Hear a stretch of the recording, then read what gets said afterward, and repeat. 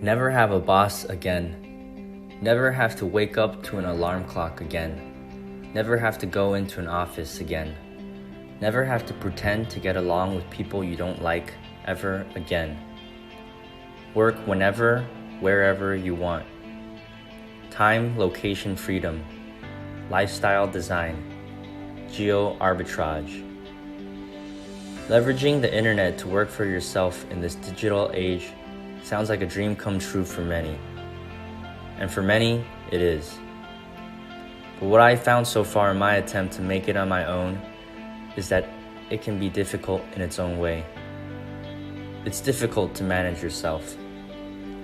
It's difficult to stay disciplined, to stay focused, to stay productive.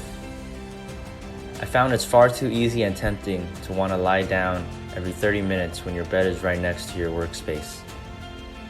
It's tempting to go to that party on Wednesday night and blow off your work plans for Thursday when you alone are accountable for your schedule. And there's nowhere to hide. Your success and your income is directly tied to your personal productivity and your ability to provide value, especially in the beginning of your journey when you are completely on your own. In fact, many people find that self-employment often means working longer hours than they did at their 9-to-5. Lack of structure and a set schedule. Lack of external accountability. Many of the benefits of self-employment can quickly and easily turn into disadvantages without the right self-imposed habits. Of all the things that it takes to succeed in the entrepreneurial environment, there's one factor that applies to every other domain of pursuit as well. That factor is called the common denominator of success. As suggested by Albert E.N. The common denominator of success, the secret of success of every man who has ever been successful, lies in the fact that he formed the habit of doing things that failures don't like to do. Gray states that we've got to realize right from the start that success is something which is achieved by the minority of men, and is therefore unnatural and not to be achieved by following our natural likes and dislikes, nor by being guided by our natural preferences and prejudices. Those who are successful have found a way to circumvent their natural urges to be lazy, unfocused, and undisciplined by overcoming their instinctual pain-pleasure paradigm. But how do they do this?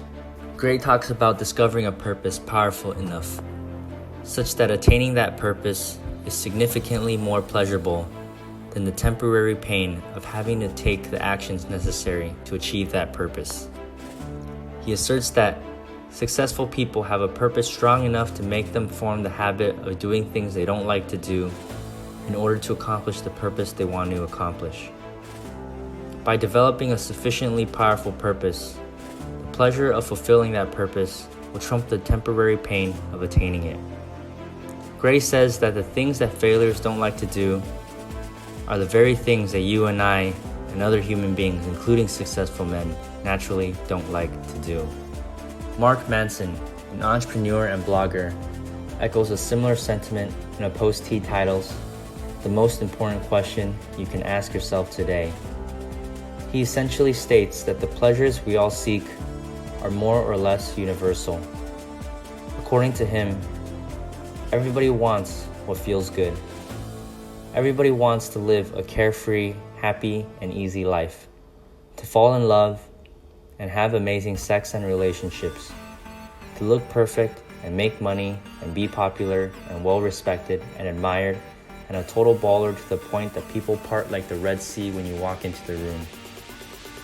However, what separates those who achieve this and those who don't is the amount of pain someone is willing to endure in the pursuit of those things.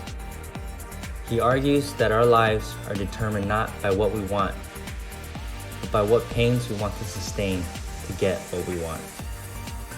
Success and happiness require struggle, and although we have always been taught that nothing good in life comes easy, most of us continue to hope for an easy life rather than develop the strength to endure a difficult or tough one. As Manson asserts, if you want the benefits of something in life, you have to also want the costs. If you want the six-pack, you have to want the sweat, the soreness, the early mornings, and the hunger pains. Therein lies the second way to triumph over our minds, which is to trick ourselves into deriving pleasure from the actions and situations that once caused us pain. Rather than consider the costs of our desires as necessary evils, what if we derive pleasure from them instead? After all, it is our personal internal associations and interpretations of experiences that make us feel either pleasure or pain. Hypothetically, we could just as easily turn something we once found painful into something we now find pleasurable, and vice versa. By being intentional about what situations, actions, and scenarios we find either pleasurable or painful, we can manipulate our behavior in ways that will result in the lives we dream of living. Blake Griffin talks about falling in love with the process of becoming great. David Goggins believed that if he wasn't suffering every day, shit wasn't normal. Greatness becomes surprisingly easy when we learn to embrace, rather than bemoan, actions necessary to become great. Actions such as waking up early, working long hours, giving up free time, and the numerous other situations the majority of people associate pain with. By falling in love with the process of becoming great through manipulating the pain-pleasure principle, we can redefine our lives by embracing the struggle and finding pleasure where we once found suffering.